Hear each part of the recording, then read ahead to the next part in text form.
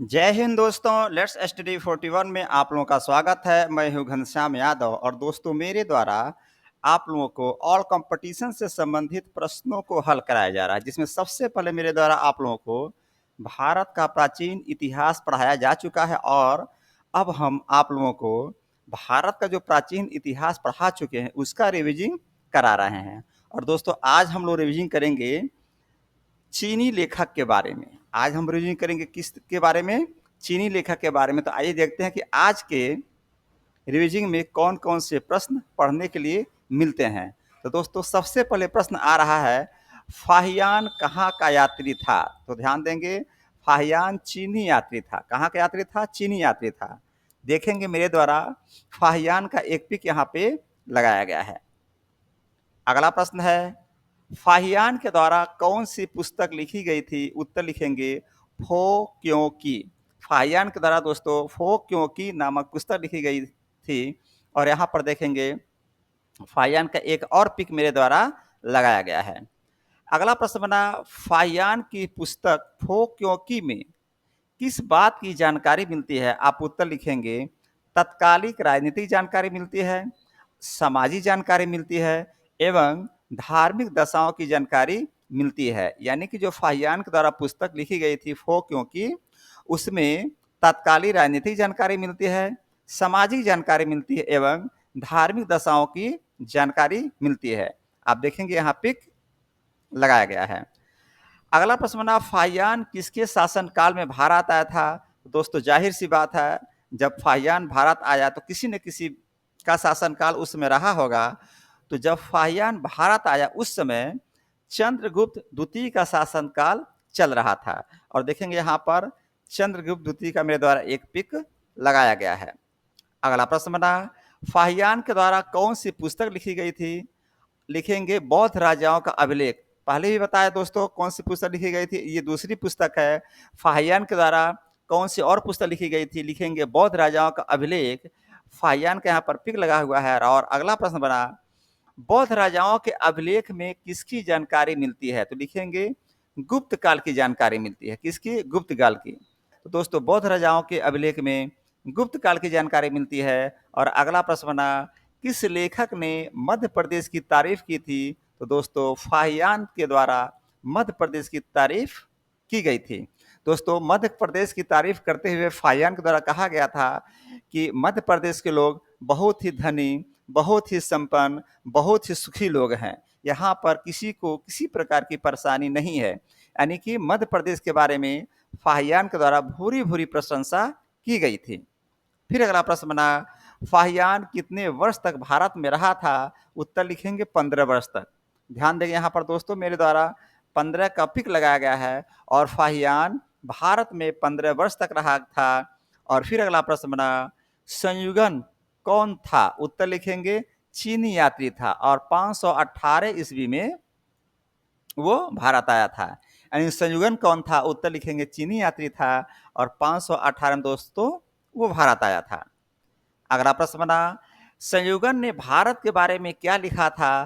तो दोस्तों संयुगन के द्वारा बिहार एवं बंगाल के तत्कालिक आर्थिक व धार्मिक स्थितियों का उल्लेख किया गया था संयुगन के द्वारा। प्रश्न आएगा संयुगन ने भारत के बारे में क्या लिखा? लिखेंगे इसके द्वारा बिहार एवं बंगाल के तत्कालिक धार्मिक एवं आर्थिक स्थितियों का उल्लेख किया गया था। देखेंगे दोस्तों यहाँ पर एक भारत का मेरे द्वारा एक पिक लगाया गया है और आपको पता होगा ये देखिए यहाँ पर बिहार है और इसी साइड में बंगाल है।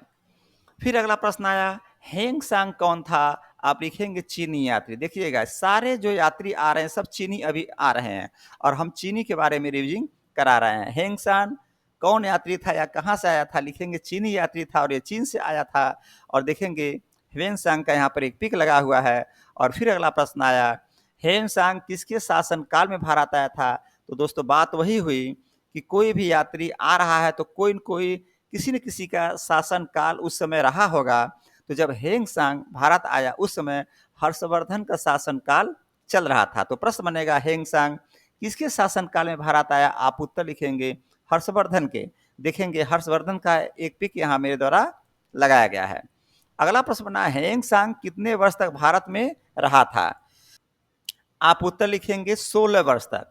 हेंगसांग जब भारत आया तो भारत में 16 वर्ष तक रहा था। और फिर अगला प्रश्न आया, हेंगसांग के द्वारा कौन सी पुस्तक लिखी गई थी? उत्तर लिखेंगे सी यू की। कौन सी पुस्तक? सी यू की। और देखेंगे दोस्तों यहाँ पर एक पुस्तक है जिसका नाम सी यू की। इसी पुस्तक को हेंगसांग के द्वारा लिखा गया था। प्रश्न आएगा हेंगसांग के द्वारा कौन सी पुस्तक लिखी गई थी? आप उत्तर लिखेंगे सी यू की। फिर अगला प्रश्न बना, हेंगसांग की पुस्तक में किसकी जानकारी मिलती है? तो दोस्तों हेंगसांग की पुस्तक में हर्षवर्धन के शासन की एवं नालंदा विश्वविद्यालय की जानकारी मिलती है। देखेंगे यहाँ हर्षवर्धन का पिक लगा हुआ है और यहाँ पर एक नालंदा विश्वविद्यालय का पिक लगा हुआ है। अगला प्रश्न बना, हेंगसांग जब नालंदा विश्वविद्यालय में था उस समय वहाँ के कुलपति कौन थे? ध्यान देंगे, हेंगसांग नालंदा विश्वविद्यालय में जब पढ़ रहा था तो वहाँ पर कुलपति कौन थे? आप लिखेंगे शीलभद्र वहाँ के कुलपति हुआ करते थे। और दोस्तों देखेंगे यहाँ पर नालंदा विश्वविद्यालय का मेरे द्वारा एक पिक लगाया गया है। और फिर अगला प्रश्न बना, हेंगसांग कितने देशों की जानकारी दिया था? उत्तर लिखेंगे 138 देशों का। 138 का यहाँ पिक लगा हुआ है और प्रश्न पूछा जा रहा है हेंगसांग कितने देशों की जानकारी दिया था? उत्तर लिखेंगे 138 देशों का।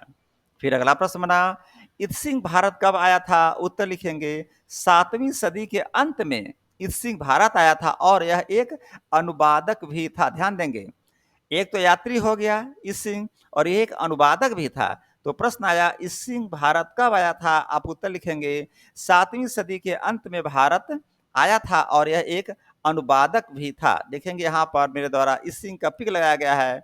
और दोस्तों नेक्स्ट क्वेश्चन बनता है, इसने क्या जानकारी दिया था? यानी इसी ने क्या जानकारी दिया था? उत्तर लिखेंगे नालंदा विश्वविद्यालय एवं विक्रमशिला विश्वविद्यालय की जानकारी दिया था। यानी इसी के द्वारा नालंदा विश्वविद्यालय एवं विक्रमशिला विश्वविद्यालय की जानकारी दी जा रही है। यहाँ पर देखेंगे नालंदा विद्यालय है, नालंदा विश्वविद्यालय है और यहाँ पर विक्रमशिला विश्वविद्यालय का पिक लगाया गया है। अगला प्रश्न बना, इत्सिंग जब भारत से वापस चीन गया तो उसने अपने साथ क्या लेकर गया था? तो दोस्तों बौद्ध त्रिपिटकों की 400 प्रतियां लेकर गया था। इत्सिंग जब भारत से वापस गया, चीन वापस गया, तो उसके द्वारा बौद्ध के 400 त्रिपिटकों की प्रतियां लेकर गया था। यानी जब इत्सिंग भारत आया और भारत से वापस गया, दोस्तों भारत आया तो लगता है कि ये बौद्ध ग्रंथ जो थे, बौद्धों के जो त्रिपिटकों की संख्या थी जो 4, उसी को लेकर के वापस चीन चला गया था। तो प्रश्न आएगा इत्सिंग जब भारत वापस लौटा तो अपने साथ क्या ले गया? तो लिखेंगे बौद्ध त्रिपिटकों की 400 प्रतियां लेकर के गया था। तो दोस्तों इस प्रकार आज का चैप्टर यहीं पर समाप्त होता है रिवीजन का। और दोस्तों मैं फिर कहूँगा कि आप लोग डिस्क्रिप्शन बॉक्स में जाएंगे और वहाँ पर आपको एक लिंक मिलेगा, लिंक पर क्लिक करेंगे और पूरी जानकारी, विदेशी यात्रियों का विवरण की पूरी जानकारी आप वहाँ पे पढ़ लेंगे। नए छात्र हैं तो 100% पढ़ेंगे, पुराने छात्र हैं तो भी पढ़ेंगे, उसका रिवीजन कर लेंगे। और दोस्तों यहीं पर आज का रिवीजन का क्लास समाप्त होता है। जय हिंद, जय भारत।